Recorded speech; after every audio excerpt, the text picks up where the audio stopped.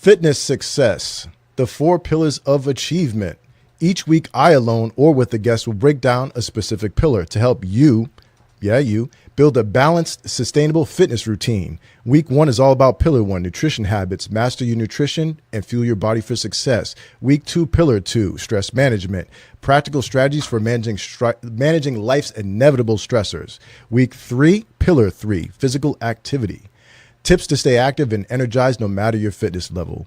Week 4, pillar 4, recovery measures. Recovery is key. Learn the best ways to rest, recharge, and avoid burnout, both in and out of the gym.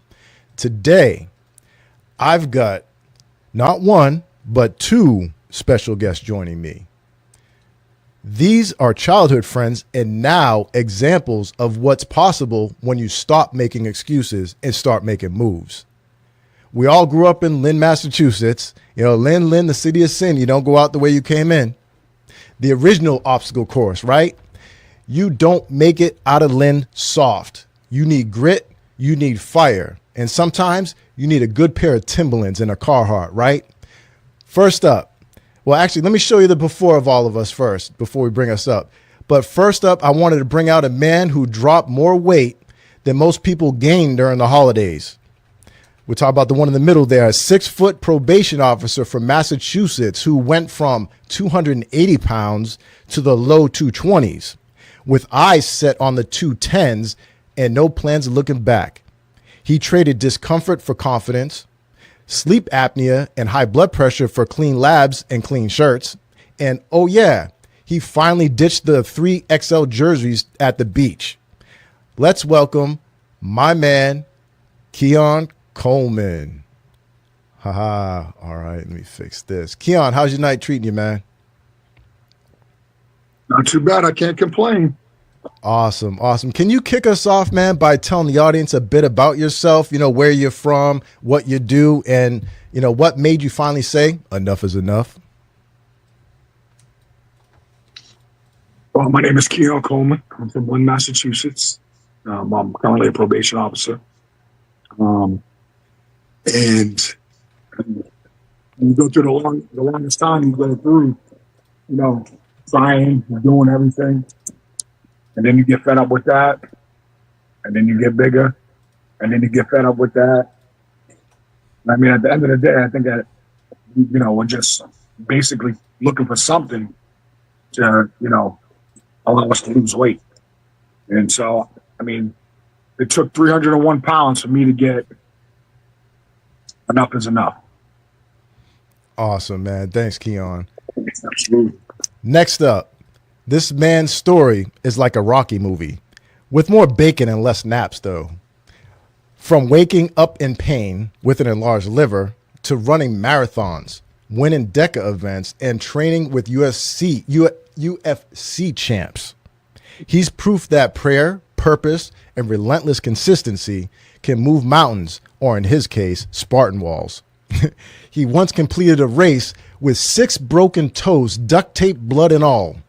Straight out of Lynn and straight up out the pain cave.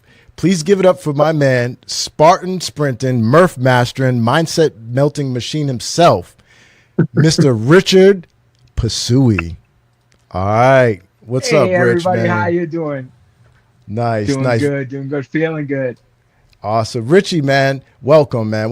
Before we dig in, tell the people who you are, what sparked your transformation and what it feels like to go from mashed potato legs to marathon muscles. My name's Rich Pasui. I'm from Lynn, and I absolutely grew up in an area that was problematic in the 90s, and I stayed out of trouble. Even now, I'm out of trouble, so I don't run into people like Keon and have to visit a probation officer. I'm very excited about that because I know it could be difficult going through that type of stuff. Not to dog anybody out, but it just never was my thing. My thing was trying to get everything in order as far as my health, and I fought. I never quit. I kept going, and eventually I figured out the pieces of the puzzles that I needed in order to create the perfect picture. Awesome. Thanks, man. All right. Now that both of y'all are in the building, let's dig into the 4 pillars and how each of you approach them differently. And hey, for all those watching, If you ever had your own I gotta change moment, drop a fire in the comments right now. Let's light it up for these two warriors, all right? So question one, let me get into this. So we all came up in Lynn during the 80s and 90s before phones, track steps, and gym selfies were a thing, right? What do you think growing up in that environment with that blue collar edge taught you about resilience, especially when it came to your health? Any one of you? I'm sorry, you're breaking up from my end. I think I pretty much got the gist of that. So I'll touch a little bit on it. Like a lot of people don't know, my background is in computers and mechanics. And I know that working a job like that, you get pretty beat up because it's physical. You're lifting heavy stuff constantly. And when I was overweight, I remember when I did my first job, I was at, I believe it was 340 pounds at that time. And I just couldn't lower my body enough to get at a caliper on a car. And I realized, like, oh my God, I'm in so much pain that I have to sit down. And there's actually a picture of that. I'll try to find that and get that over to you. There's a picture of me sitting on the ground doing a caliper. And if any mechanic is watching this, you know you don't really have to sit down. You bend down and but I was so heavy that I could not do it, excuse me. So the mobility aspect of it all is grand to me. It's so huge because I never had mobility. And it's such a difference getting out of bed now, because I used to get out of bed.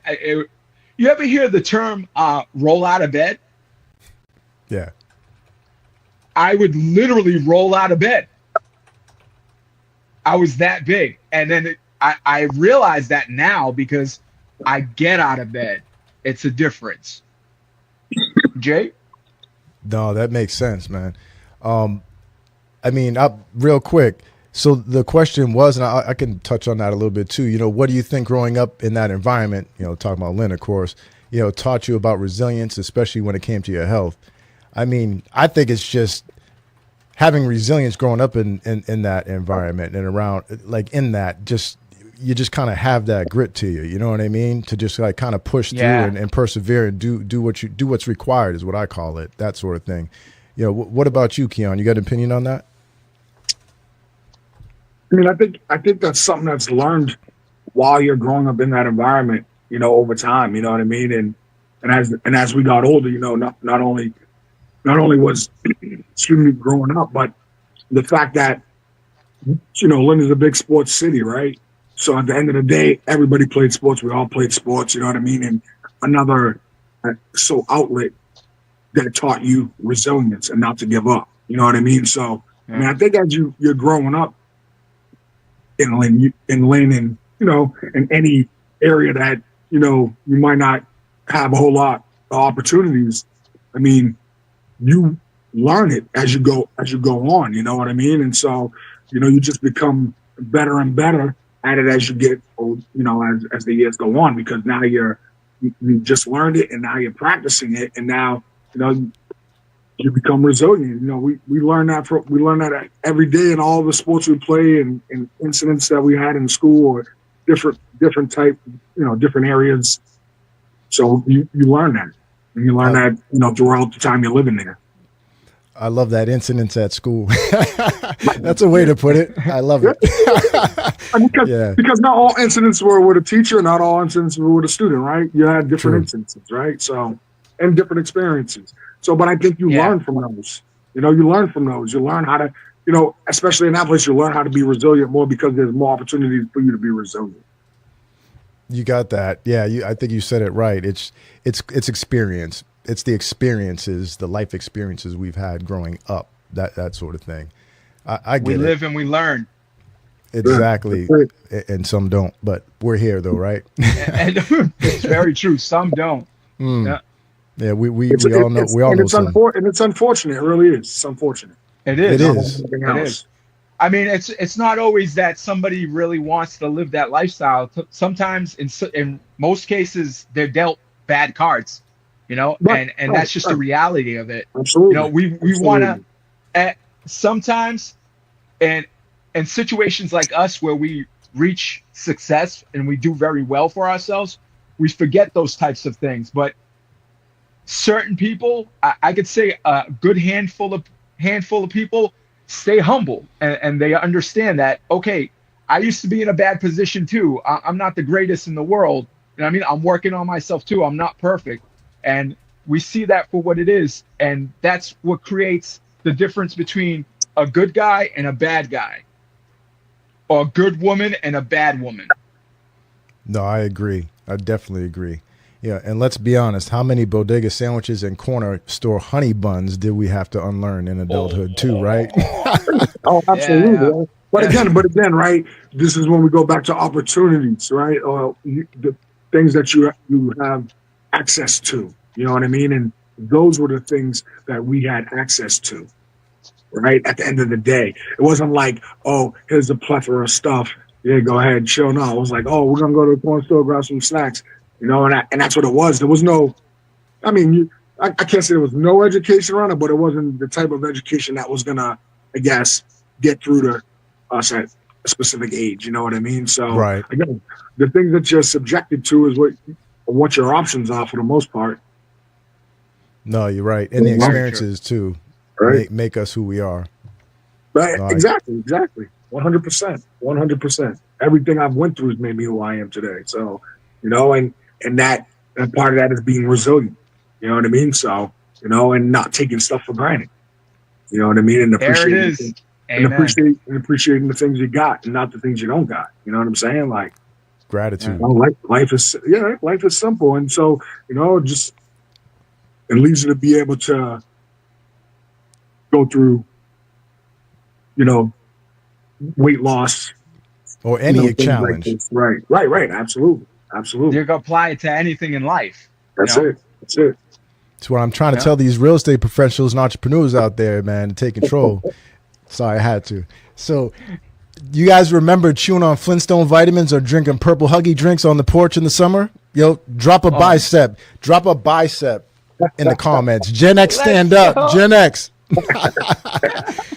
All right, let's move on. So, Keon, your success came from structure, simplicity, and support through my program, Diet Free Bootcamp for Successful Busy People. You kept it consistent, daily weigh-ins, real accountability. You know, Richie, you took a deep dive into keto, treating food like high-performance fuel. Both journeys, different tools. All right. So, Keon, what food swaps or daily changes helped you stop feeling overwhelmed by diets or just the whole diet thing? I mean, I guess the fact that now I can say, like, right now, like, I'm not dieting. You know what I mean? Like, I eat the same food that everybody else eats. I eat steak, I eat shrimp, I eat chicken, I eat salmon, I eat all that stuff, right? So for me right now, I can say I'm not dieting. But when I first started, that might be different now because that's how it's been given to me, right? And that's how I'm looking at it. Like, I got to diet, when in actuality, you don't really got to diet. You just got to be willing to change your habits and sacrifice a few things. You know what I mean? So, I mean, all in all, like, don't diet. Awesome. So no diets. You don't even look at it like that. It's not like that. It's just habit change. Perfect. That's all it is. I'm not stuffing my face. You know, I'm being a little bit more cautious with the things that I eat now, and I'm educating myself on why I'm being cautious to do so. But it's your health, right? At the end of the day, and I mean, I want to be around. I plan on being around. So That's right. And still some caramel to boot too, right? yeah. You always gotta have a little taste. I'm saying you always gotta have a little taste. That's right. So Richie, when did you realize food wasn't just about eating, it was about fueling? I think it was the changeover between dieting and then having a race coming up. I would say it got to the point where I was trying to focus on taking in only so many carbs, but still do these type of events. And I learned I had to get professional help and enlisted a nutritionist. First nutritionist, I'm going to be honest here, just didn't really work with me the right way. And then I came across Jeff Moulton, and Jeff Moulton pretty much tweaked my nutrition. He was in my apps. He has an app that he can go in my health and fitness apps, all of them across the board, and pretty much tell me I need to do this, I got to fix this, stay back off the carbs, increase the carbs. So I realized at the point where I was about a week away from my event, which was the Jersey Beast, and he was like, okay, I'm going to tell you something. You're not going to want to do it, but please trust me on this. And he said, I want you to take in 500 carbs. I was like, what?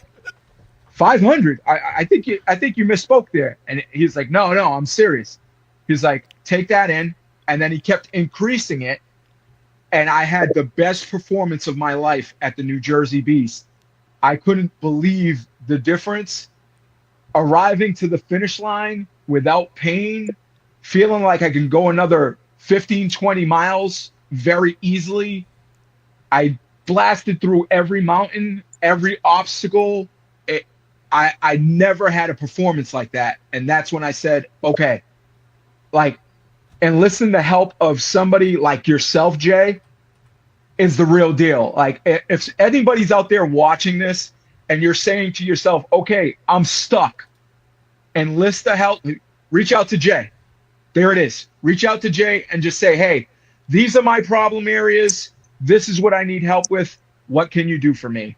And he'll break down everything you need. And I can guarantee there'll be a difference almost within a week. You got to give yourself a little bit of time because your body needs to adjust. It's not going to happen overnight. And I think that's another thing people fail to see, that it does not happen overnight. You're not going to lose 30 pounds in a week unless you starve yourself. And that's just ridiculous. Don't do that. You know what I mean? I understand there's fasting methods and I do respect it. Don't get me wrong, because I fast during the morning, but to lose weight the right way and feel great and have amazing performance, he'll break it down for you. Jay? Yes, absolutely. Keon, I seen you laughing over there when you was talking about it ain't going to happen in a week. It takes time, because you know how people are, huh? Absolutely, right? Instant gratification. That's what we thrive off of, instant gratification. So at the end of the day, we're like, oh, you got what for me? Oh, okay. I hope that thing works tomorrow, and unfortunately, that is not the case. Exactly. No. Also, we need to talk about, the moment when Diddy showed up in your Dubai chocolate nightmare. Was that your subconscious, warning you about sugar cravings, or what's? I had to bring up that dream. Keon, you heard about his dream? I have not heard of that dream in my life. Richie, go ahead, man. And for those that didn't watch go ahead, explain your dream. So I was watching a ton of stuff on the Diddy trial. Like, I was on YouTube watching a ton of stuff. And I believe it was like 2 days before that, I tried Dubai chocolate. And one of my worst things that ever happened to me was I tried sushi in a restaurant and choked on it. And they were like, it's good, right? It's good, while I'm choking, dying. Like, so all these three things combined happened in a dream in one night. I was like, how you have that outer dream where you're watching your dream? So that's what it was. And all three things happened in the dream. And then at the end of the dream, at the very end of it, Diddy pops out and goes, hey, like, oiled up. And I'm like, what the hell? I woke up. I didn't know whether to laugh or be in fear. I was like, this can't be right. Did that really just happen? And I'm laughing now, hysterically laughing. And Michelle's like, are you good, dude? Are you good? Like, what's going on? But this is my life. I have these deep, deep dreams. Like I was telling them before, like, I'll have a dream I'm riding a giraffe next to a dinosaur. Like, my dreams are insane. And it happens for days. Jay. Oh my, that is hilarious. That's expensive. Woo. So let's talk about stress a little bit. Speaking of stressing me out, Diddy get popping out here. So stress hits different when you're carrying extra weight, physically and mentally, right? Keon, How did managing your health reduce your stress at work, especially in your role in law enforcement? I don't know. I want to say, when someone's stressed like that, I mean, I was more like a warrior. That makes sense. I like worrying about how I'm going to get it, lose the weight. You know what I'm saying? Like, that was my main thing, because I already said I was going to lose it. Like, I every time I went to the doctor and told him, I know, I'm going to lose the weight. Don't you worry. I'll lose the weight. And for me, it's just like, I was just like a warrior. I'm like, damn, I'm going to lose this weight. When I'm just sitting in my own head, I'm like, damn, I'm going to lose this weight. So you're thinking, and then, you try to put something together and you go with it. You know what I mean? At least to what my knowledge is, right?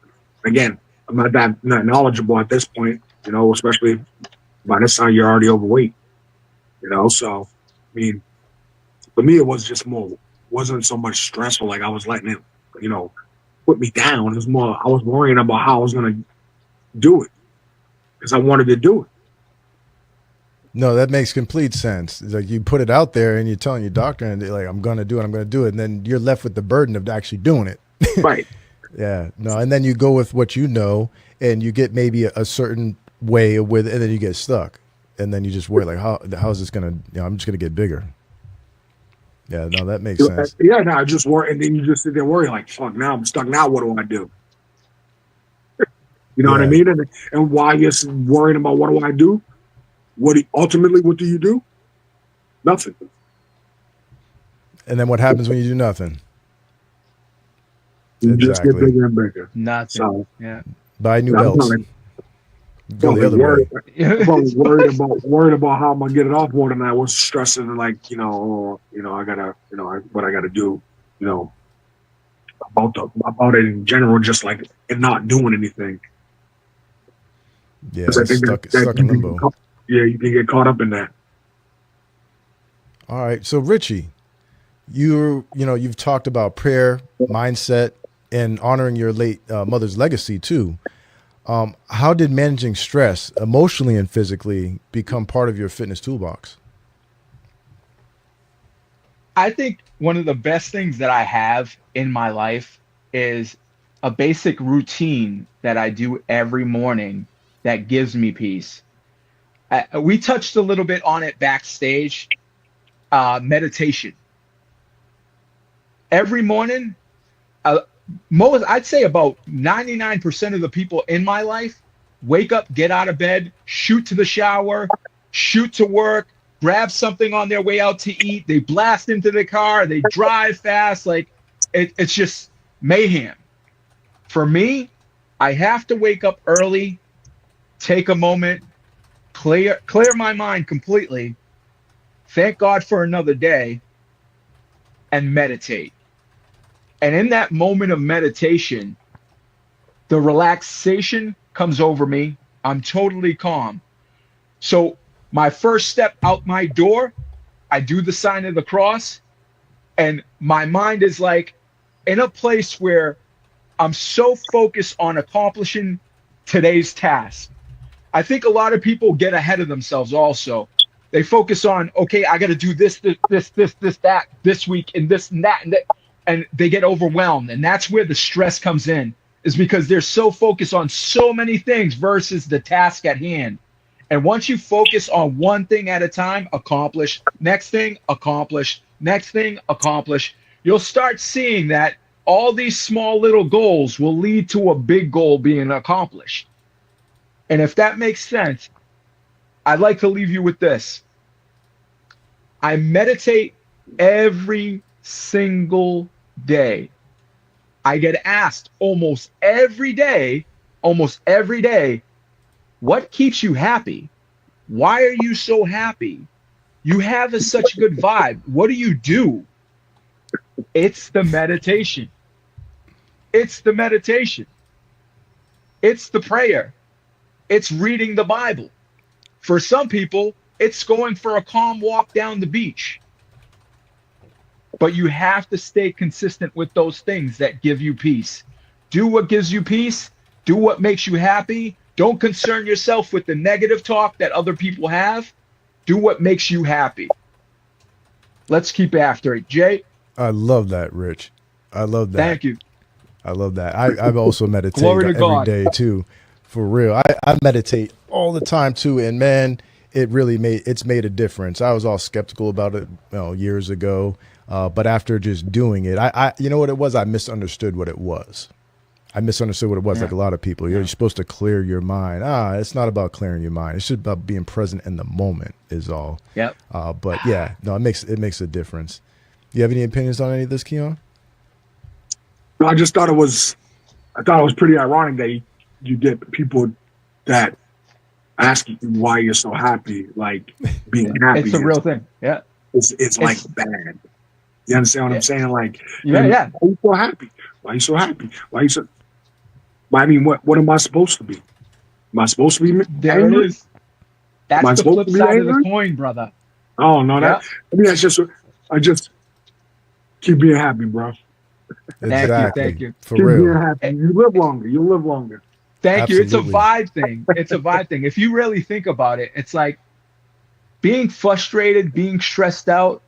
That is the majority of people. So it's the norm for them. So when they see somebody who's happy, it's like, what's going on with that guy? What's going on with that woman? It's so good. It's like, hey, well, I literally, and I wasn't exaggerating when I say that. I literally had people look me in my face and say, why are you so happy? Like, what you mean? Life is good. Yeah, why aren't I got you? I got a beautiful family. You know what I mean? I'm running Spartan races. I'm breaking toes. Like, why wouldn't I be happy? It's still running and still completing races. Like, I got a strong mindset. You know what I mean? Bottom for line, context, you're doing the things you want to do.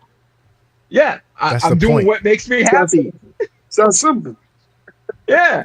Everybody take note. Take note. This is real stuff here, for real. Keeping it real. Yeah. All right.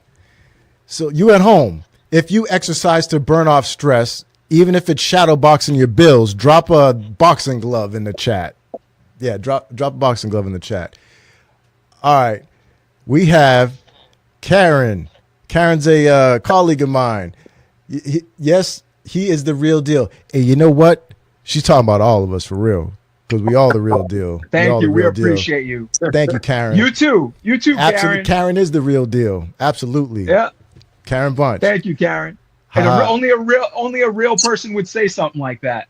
Thank Karen you, Karen is real. All right. Both of you had physical discomfort at your heaviest, from bending over to even getting dressed. Now, Keon, you move easier, feel better, and look sharper. What's your favorite way to stay active these days? What do you do for exercise? I mean, I'm in the gym twice a week. Play some softball. Try to play some basketball. You know, just try to. You know, I'm not huge on just like running. Sorry, you know what I mean? Like, it's awesome. That's great for some people, but I can't just go run. So like, there got to be something purpose to it. So I'm trying to go. I'll go play some ball. You know, maybe even play some flag. I played some flag too. You know what I'm saying? Try to stay young. Try to stay young. But yeah, that's about it. You know, a couple days. I mean, and I can always go to the gym as many times a week I want. Right now, I just go twice. You know, it works with scheduling and all that good stuff. You know, I still have a life that I gotta keep pushing. So, but yeah. Awesome. No, it's all about, incorporating into your life what works for your life. That's all. Richie, you've gone from the couch to conquering Spartan races with bloody shoes. What's the I got to hear this. What's the wildest physical challenge you've done? And how did that reshape your belief in what your body can do? I'd say the wildest physical challenge was at a point in my MMA training where we were training on a cliff, on the side of a cliff, and it was all out war. And my teammate and me knew it. Like this is what what the senseis want. Like, and we were hammering each other in the face, and it just didn't stop. And I thought it was going to come to an end, and it just kept going, going, going. And then he almost slipped off the cliff. Both me and my sensei dove and grabbed him, pulled him back up. And I'm like, in my mind, I'm like, for sure we're done here, for sure. And they were like, all right, keep going. That is nuts. 8 hours later, I arrived home, tank on empty. If I recall correctly, I ate a banana. I had some Spanish food, arroz moro. I had some pastelitos. And then I dropped to the ground, woke up the next morning, got in the shower, went down there 5 a.m. again. I would say that was the most brutal thing I've ever been through, physically, and mentally, because it took a lot to make that decision. I woke up at 4:30, but it took a lot to make that decision to say, I have to go. And I think because I decided to go that day, I knew, okay, this is the game changer for me. If I can bring myself there to do it all over again, this was at the peak of our training, the highest level of our training. And I said, if I could go there and make it on time and not complain and do what I'm told and come home today, I'm good for the rest of my life.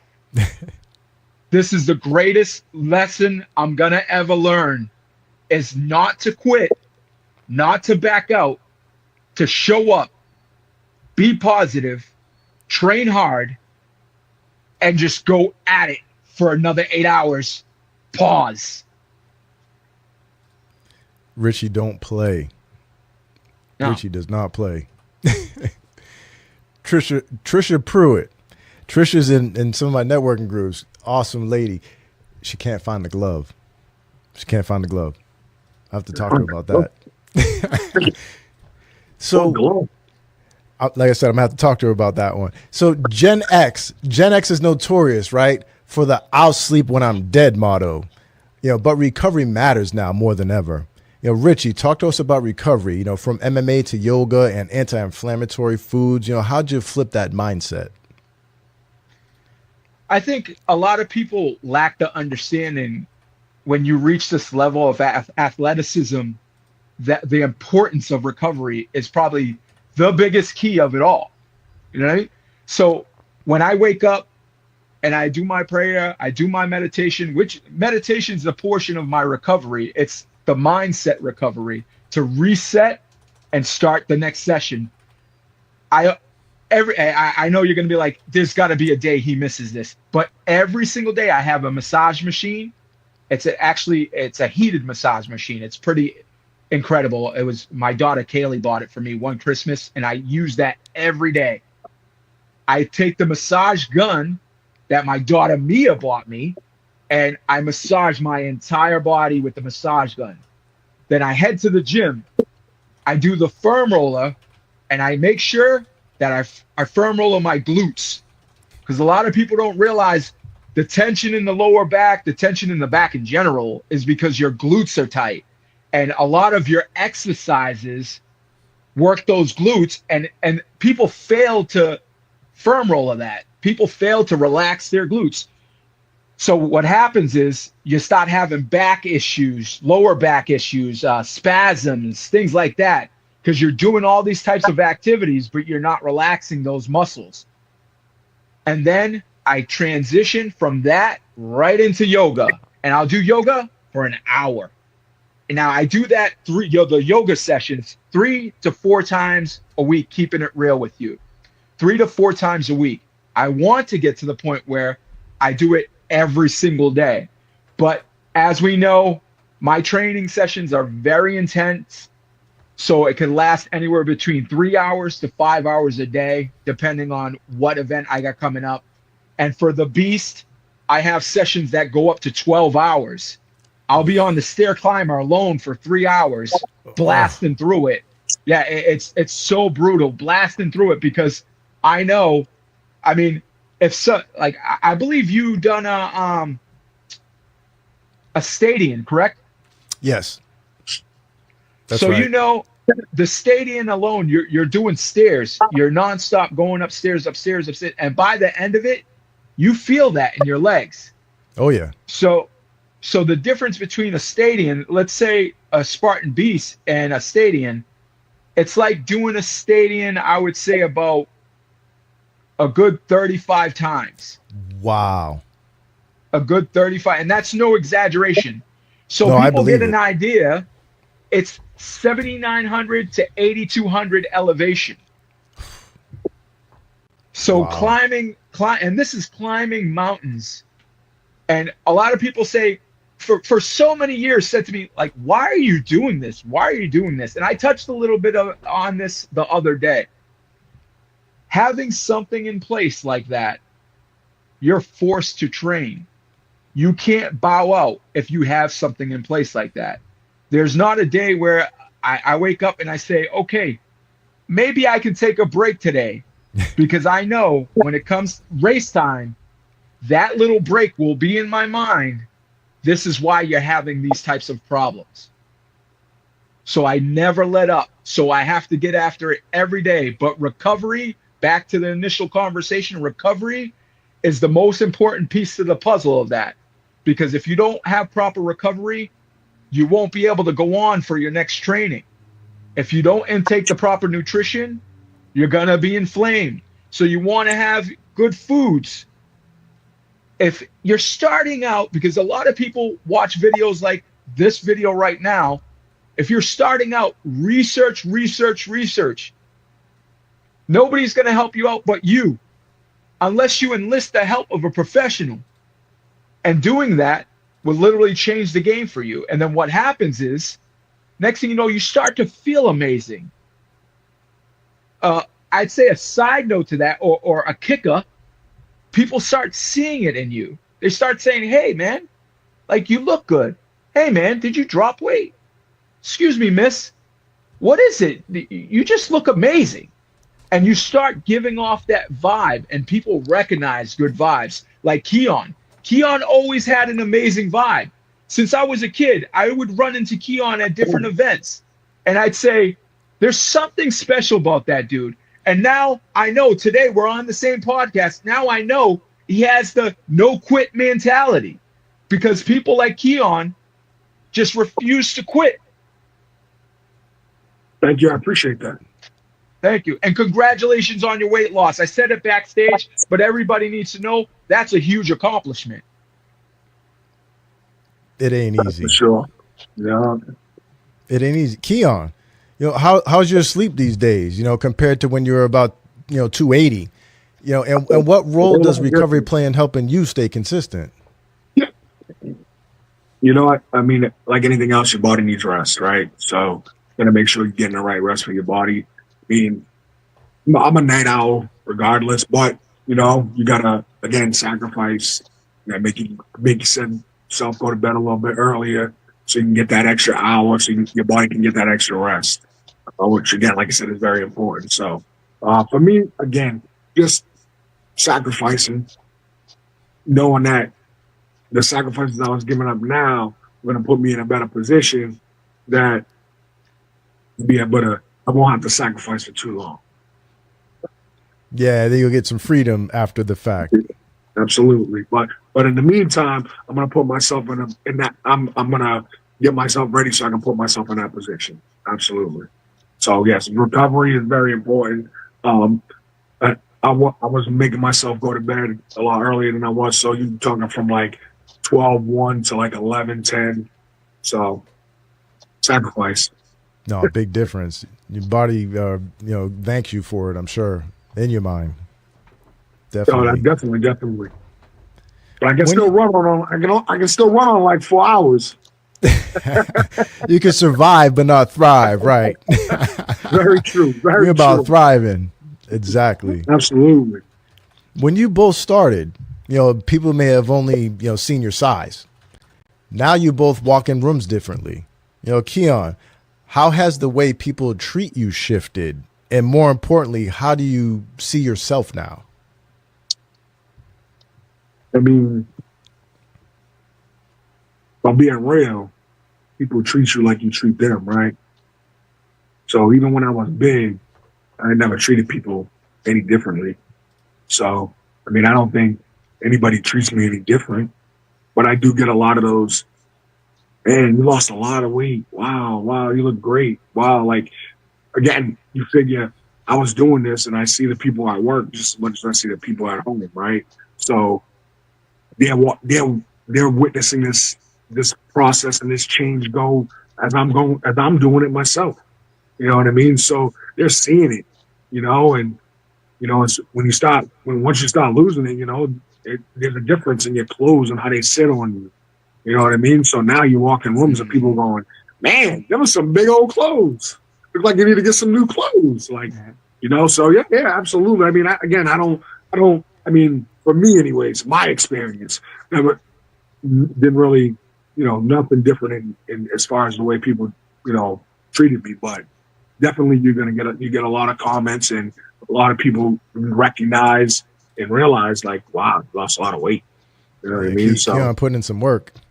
Yeah, definitely putting in some work. Richie, Michelle's comment, that she didn't even notice your size, it hit hard, right? What did that teach you about love, loyalty, and your own self-worth?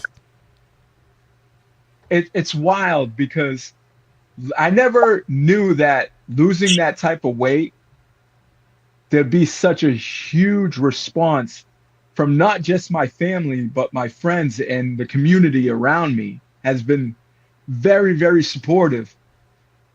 But the flip side of the coin, if we're going to be real about it, most guys that reach, I'm going to announce it. I announced it the other day very briefly. A lot of people ask me about how much I weighed, what was my highest point. And I'm going to announce it here on the Keeping It Real show. I was 348 pounds. And what I'm getting at is a woman that met a guy that was 190 and reached 348 pounds. It takes a lot for that woman to be blinded by the size of that man, blinded by his depression, blinded with all that stuff that is bad about him, and say, I love you regardless. I love you for who you are. And that's what it meant. It meant the world to me, because if you think about it, most relationships fail in that situation.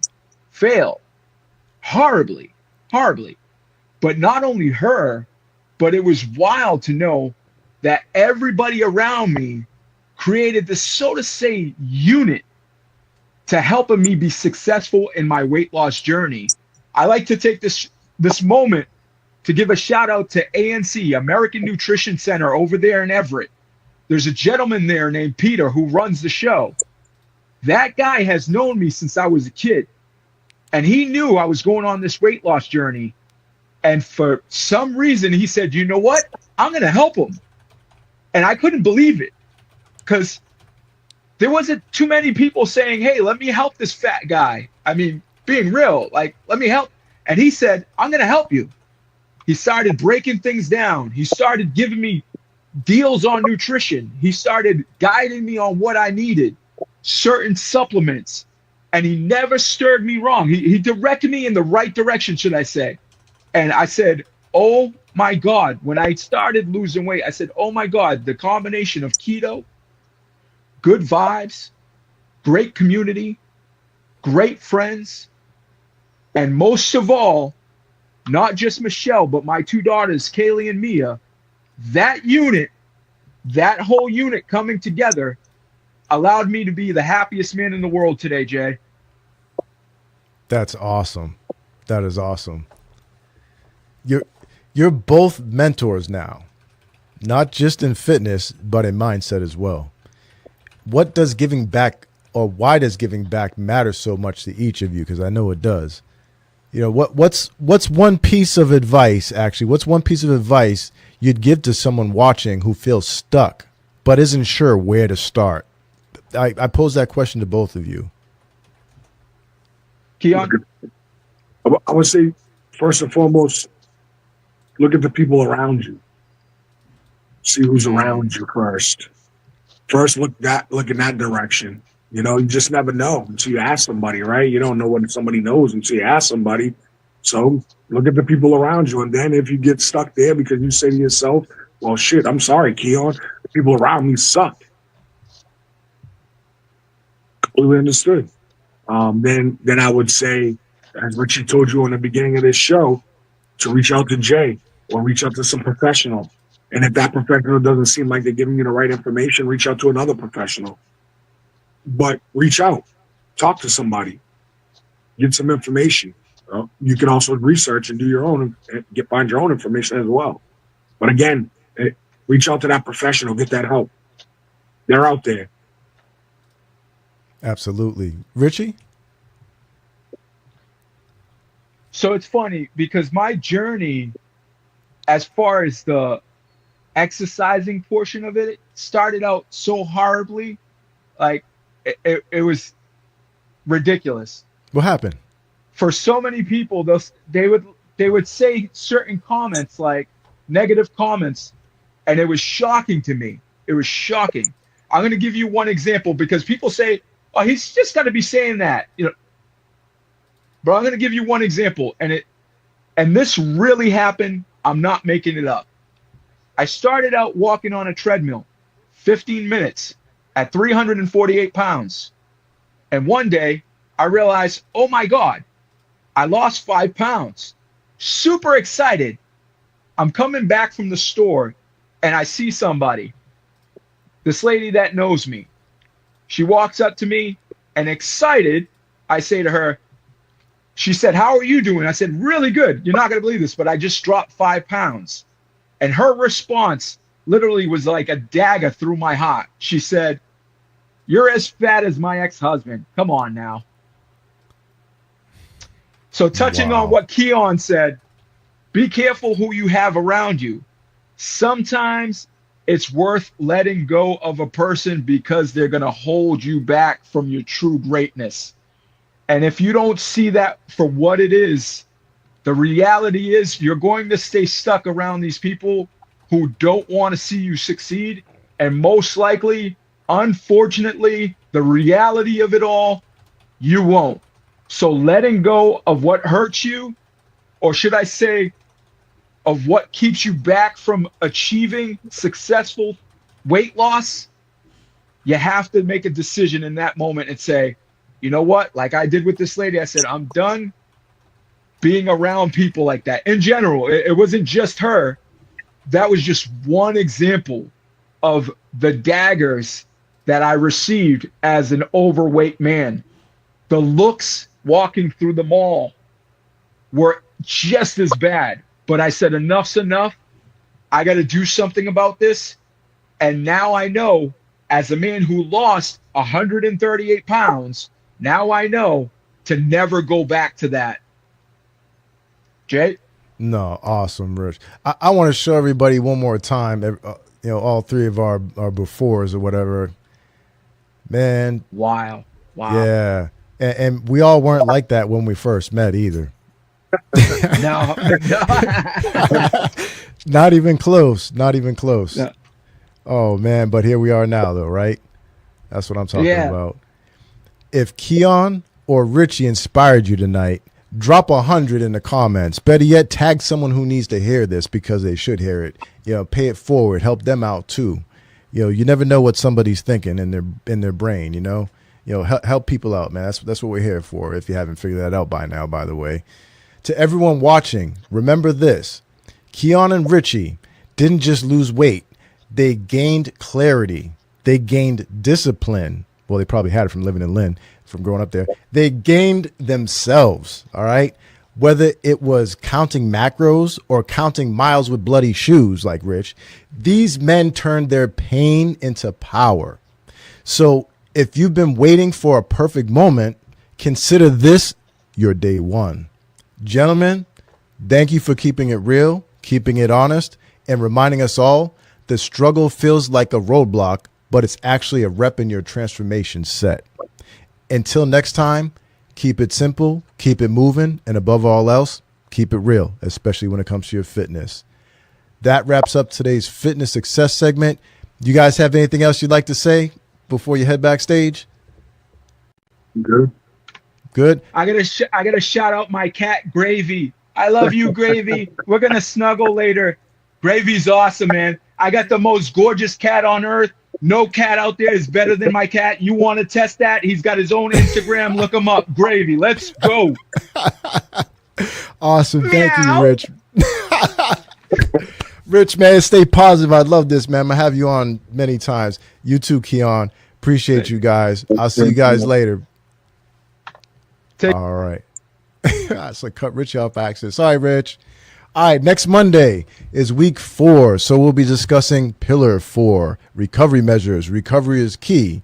Learn the best ways to rest, recharge, and avoid burnout both in and out of the gym. Want to join in the conversation as a guest or have your questions featured on the next episode? Just drop a comment below. Yes, even if you're watching the replay. Let us know and we'll make it happen.